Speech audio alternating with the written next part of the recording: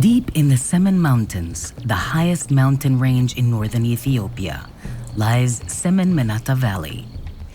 According to Beta Israel, Ethiopian Jewish tradition, the valley became sacred due to an act of bravery and devotion.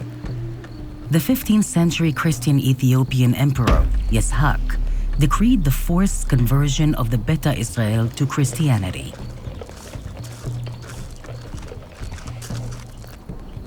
"75 Beta Israel gathered on a mountaintop above the valley.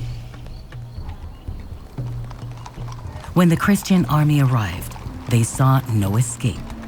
Rather than convert, they gathered in a crate held by a rope above the cliff and cut the rope, falling to their deaths. On the spots where they landed, tradition has it that water springs began to flow.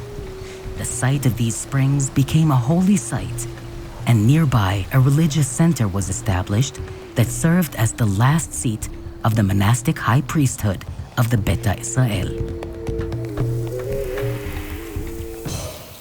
My name is Bar Kribus. I'm an archaeologist and historian specializing in Ethiopia and especially in the history, material culture, and historical geography of the Beta Israel, the Ethiopian Jews. You constantly have to rethink how you understand Judaism, Jewish history, and the interaction between Jews and others. We're used to thinking about Jewish history as in the Middle Ages and early modernity as the history of a minority living under Christian, Muslim, or polytheistic rule.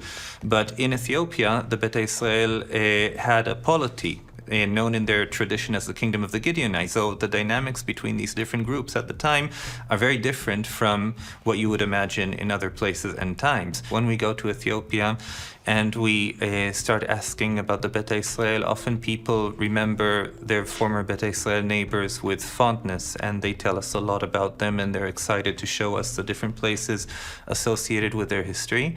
In Beta Israel society, a lot of knowledge was transferred orally. It was never committed to writing. Now, scholars have interviewed members of the community on various topics, but because these interviews have never been place-specific and have never, to the best of my knowledge, been with the help of footage from different sites, all these traditions that have to do with specific places and their specific history have not yet been documented.